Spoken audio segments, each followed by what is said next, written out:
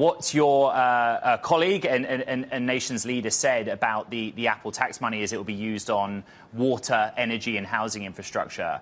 But the relationship with Apple is so key.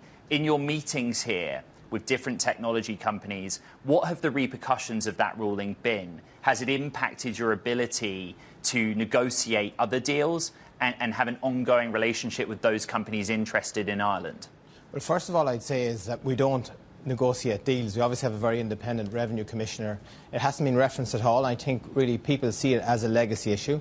If we look back over time, these were two decisions taken back in the late 90s, early 2000s in terms of advanced opinions that were issued.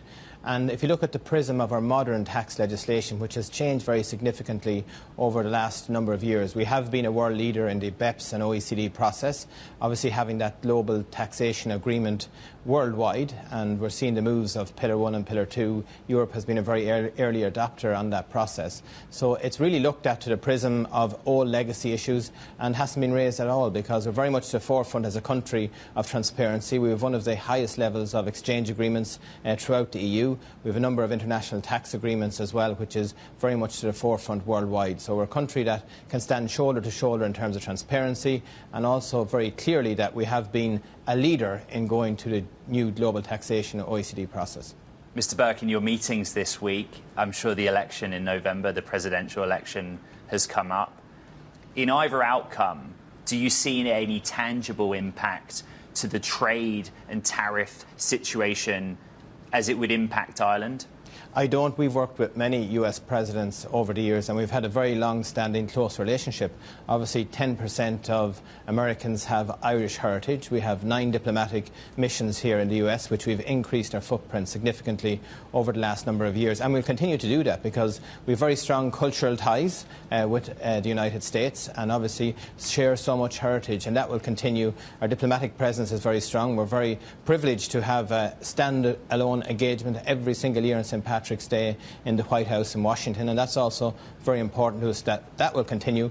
And this year we're celebrating 100 years of diplomatic relations, and our Taoiseach will be heading over to the White House to meet President Biden on that occasion. That's right. And to celebrate, next month. Absolutely, to celebrate what's wonderful about being Irish and American and the great history we've had over the last number of decades. Minister Burke, a big focus for this programme, Bloomberg Technology, for quite a while now has been data centres, and I understand it's been a focus for you as well.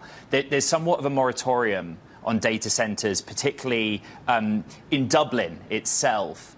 How is that impacting your ability to attract investment, bring new data infrastructure to the country? Because that is the process that's happening around the world right now.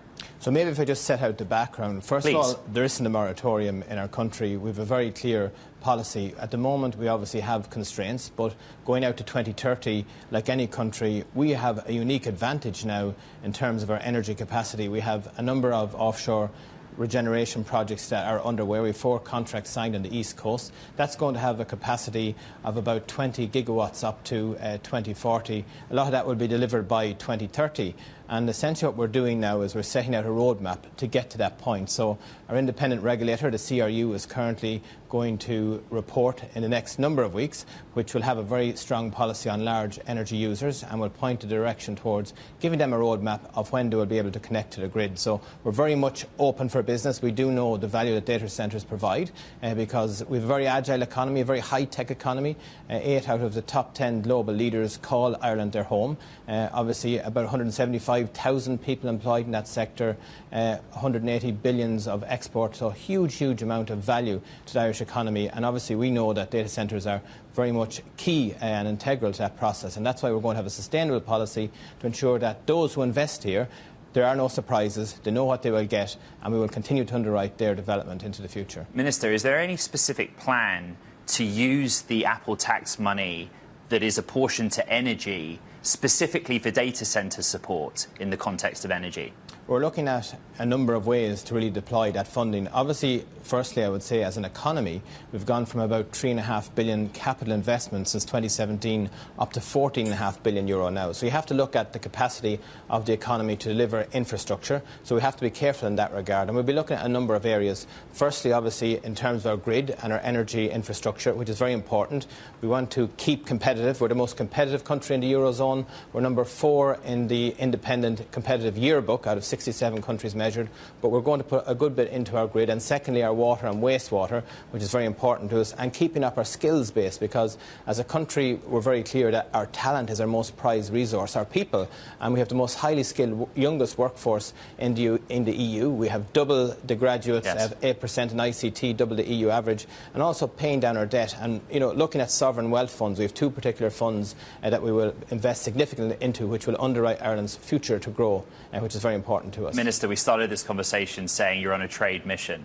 So let's end it by asking how that's gone. Have you been able to attract any new investment this week? It's been very exciting. I've met many companies, particularly in the Bay Area here, who are at the very cutting edge of technology.